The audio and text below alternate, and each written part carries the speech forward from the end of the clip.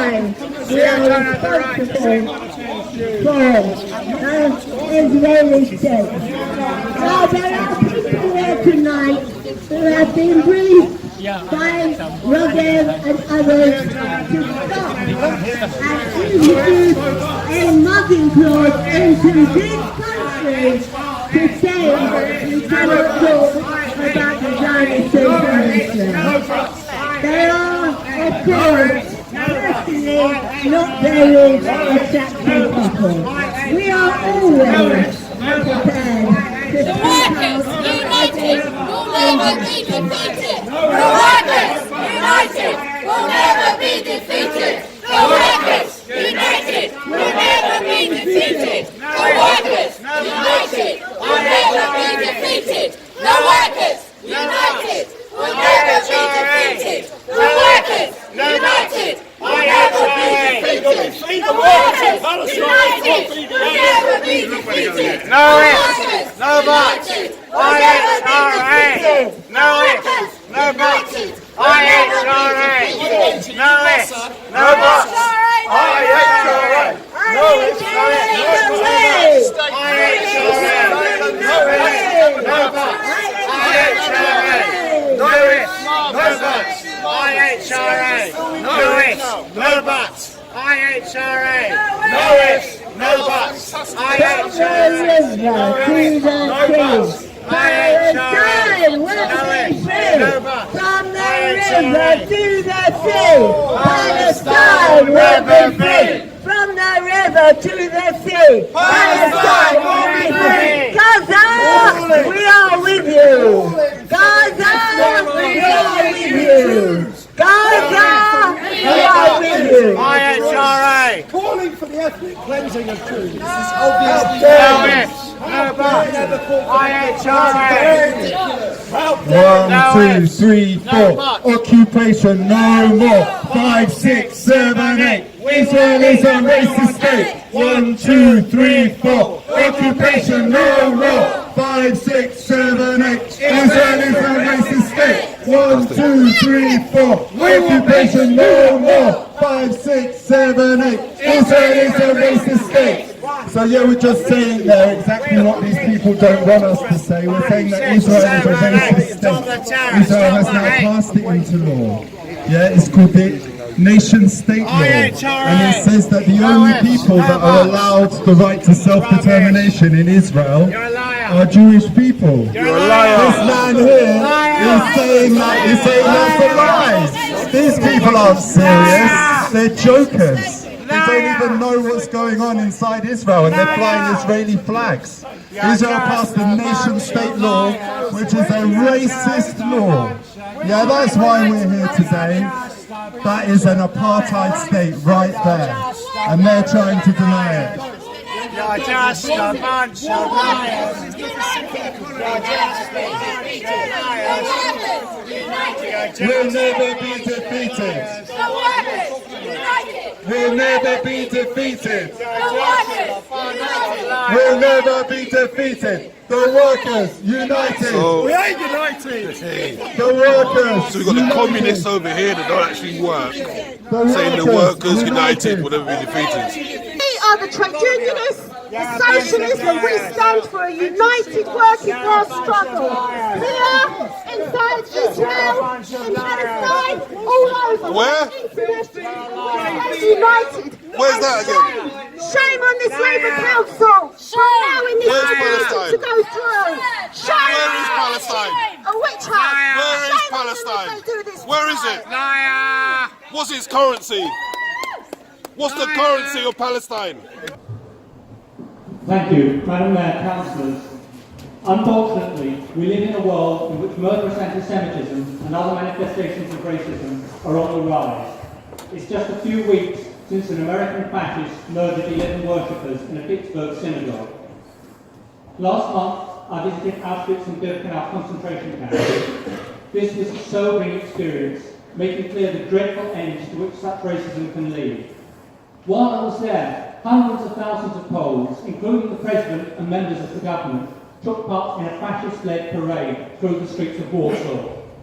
This is the background to anti-Semitic racism and violence. This is what we have to confront and defeat. And the constitutional change you're being asked to endorse today offers no insight or guidance towards this. The IHRA definition of anti-Semitism has been criticised by academics and leading authorities on anti-Semitism, by jurists and by Jewish organisations. The former director of the Institute for Jewish Policy Research has described the document as so flawed it should be abandoned, not tinkered with. A leading QC has written that any public authority which sought to apply the IHRA document to prohibit or sanction certain descriptions of Israel or certain types of political campaigning in support of Palestine would be acting unlawfully and could be in breach of the 1998 Human Rights Act and the European Convention on Human Rights.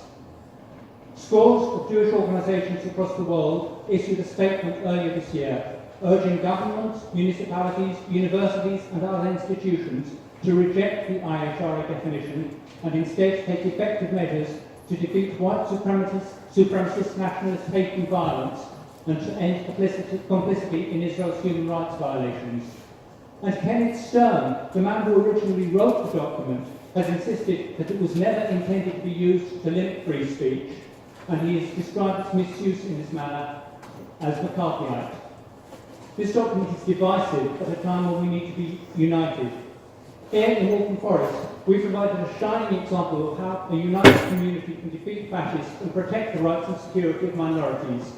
6 years ago, we came together to block and ridicule the English Defence League, who wished to march through our streets and spread their message of racism and hate. Anti-fascists across the world, from Poland to the USA, from Brazil to Britain, are coming together to challenge fascism and anti-Semitism. It's quite disgraceful that this council has permitted Ambrosine Chitrick, a supporter of the EDL and Tommy Rockington, to address this meeting. Today's proposal, far from contributing to this struggle, is a complete diversion. Rather than blocking anti-Semitic racism, it's an attempt to police speech on Israel and Palestine, and potentially to penalise councils, council workers and residents of the borough from exercising their rights to oppose Israel and its practices. I urge you to reject the proposal.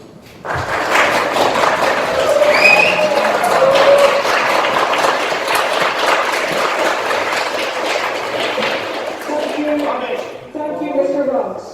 I now invite Steve Wright to speak.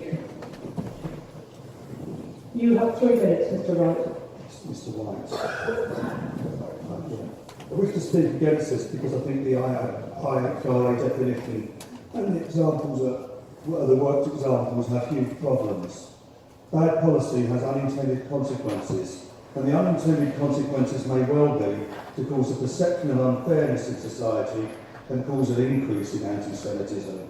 A far better definition is this one: prejudice, hostility and discrimination against Jews as Jews, and the use of negative stereotypes of Jews, because it is clear that it is not without guessing the intention behind the words. The problem with the so-called hate speech is who decides what is hate and what people intend in their speech. The worked examples, I believe, run fit for purpose, as do others, include references about Israel. If it was claimed that Israel was behaving in similar ways to dreadful regimes in the past against its Palestinian population, this can be interpreted as anti-Semitic. The unintended consequences of the IHRA definition as policy adopted into codes of conduct for all council employees is to reduce free speech. Criticism of Israel can be interpreted as anti-Semitic because it is the homeland for all Jews, even though most don't live there or want to live there, and consequently allegedly held dear by all Jews.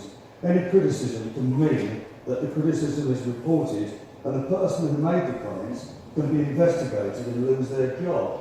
This happened to Stan Peeble, who worked for Hammersmith and Fulham Council, who adopted this IHRA definition into their codes of conduct when he was secretly recorded at a demonstration by a supporter of the Israeli state. This is an attack on free speech, and this attack is intended by adopting this definition, I believe, to keep pro-Palestinian supporters shocked by the actions of the Israeli state from speaking out. Another unintended consequence of widely adopting the IHRA definition into codes of conduct is that it could increase anti-Semitism. Muslims suffer far more racism than Jews at the current time, with a growing right wing focusing almost exclusively upon them. But one group appears to be favoured above them in the current political climate. Injustice of this kind will lead to resentment if a much bigger issue is ignored and unequal focus is applied to critics of the Israeli state. The IHRA definition will mean more and more focus on the minutiae of reported conversations until criticising the Israeli state in any way will be perceived as anti-Semitic. It will be like the Life of Brian Jehovah sketch, where the priest even had through the word to stop others mentioning it. Mr. White, can you wind up, please? Yes. Perceived inequality of perceived and real racism could lead to blasphemy laws extending and equivalent IHRA definitions for every religious and non-religious group. The result: more inequality, more division, less free speech, more injustice. Please reject this definition.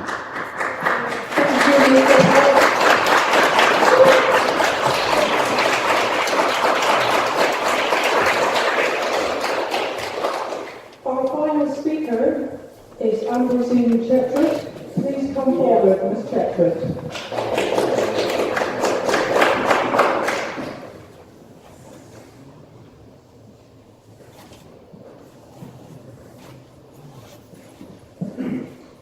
You will have 3 minutes to speak. Thank you. Thank you. My name is Ambrosine Chetrit and I run Eye on Anti-Semitism along with Campaign for Truth. Anti-Semitism is as bad in the UK and Europe as it was in the 30s. Across the UK, councils are being badgered by anti-Semitic political activists to boycott the IHRA definition on the basis that it's okay to boycott and any question the existence of the Jewish state that is not anti-Jewish nor indeed anti-Semitic. But that's wrong. And it's wrong because that excuse is used as a smokescreen to camouflage their anti-Semitism.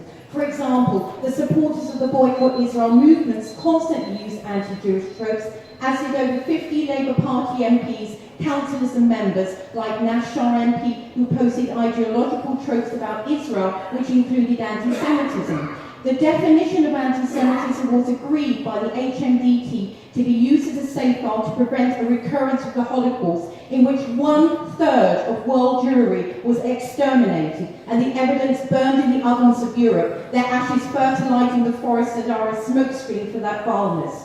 A recent survey of over 16,000 people across Europe, reflecting the high Jew hatred in modern times, shows that anti-Semitism has become so normalised that Jews are leaving in droves. It underscores the fears of Jews across the UK who feel threatened at each time a council agrees to abide by the propaganda fed by the BDS activists who are largely associated with organisations like the Workers' Revolutionary Party, PSC, etc. Founded demonstrations across the UK where protesting against the existence of the Jewish state is commonplace. One commonly accepted definition of anti-Semitism includes precisely the holding of Israel, the Jewish state, to standards that are not applied to any other countries, and local councils represent all citizens, Jews included, and it is essential that they in general, and Waltham Forest in particular, heed their duty of care to all citizens by accepting this safeguard definition to regulate any possible situation in which Jews again face extermination through anti-Semitism.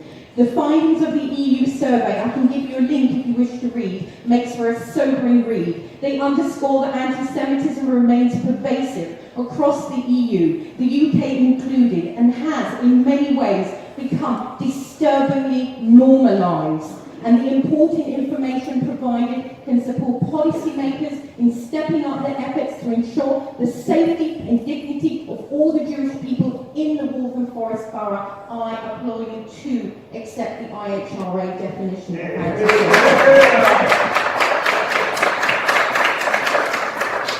Thank you, Ms. Chetrit, and thank you to all our speakers. Councillor Lurks, would you... sorry. Please accept my apologies. Councillor Khan, would you like to respond?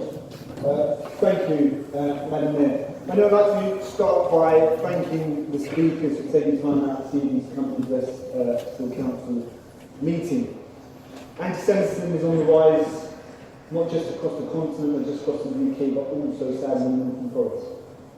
And when you're going to go about tackling a problem, you need to define it properly. The IHRA definition is the most widely accepted definition. We would not be an outlier if we were to accept this definition. This definition is accepted by the Labour Party, by the Conservative Party, by all mainstream parties. It's accepted, adopted by councils right across this country, over 150 councils, the GLA and 26 London councils. We, Waltham Forest, we have a proud history of tackling racism. Anti-Semitism is a very important form of racism. And that is why I'll be proposing that we accept the IHRA definition. Just in response to Roland's point, which is an important point around freedom of speech and expression. The advice we've had from legal officers at the authority, and I'll just read to you verbatim.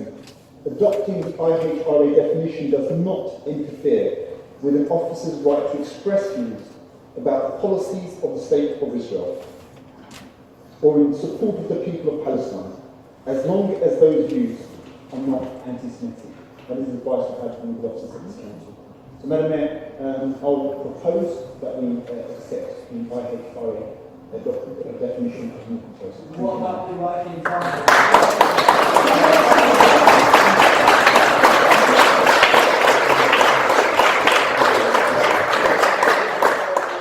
That concludes this item, and as we agreed earlier, we will now move straight to item 15.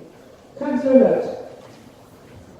Can I formally move, Madam Mayor, that Waltham Forest Council adopts the IHRA definition of anti-Semitism as inagreeable? Thank you. Thank you, Councillor Lewis. I now call upon Councillor Alan Siggers to second the motion. Thank you, Madam Mayor. I wholeheartedly, formally second this motion. Thank you. Thank you, Councillor Siggers. Are there any amendments? No. Does anyone wish to speak on this item? Somebody have to say something. I will now put the motion to the vote. Those in favour of the motion are set out on the order paper. Those in favour of the motion are set out on the order paper. Please raise your hands. Those opposed, please raise your hands. Those abstaining? That motion is carried.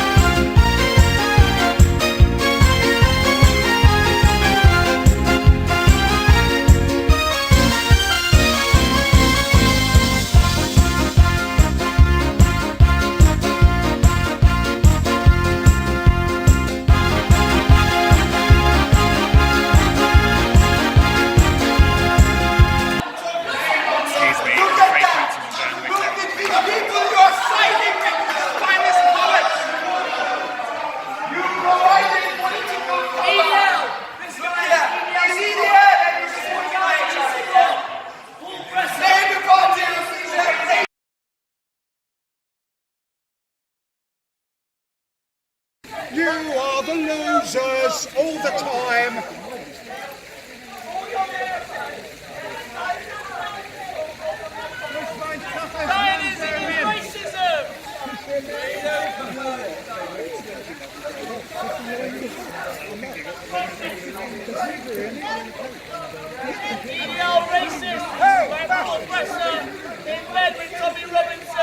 Yes,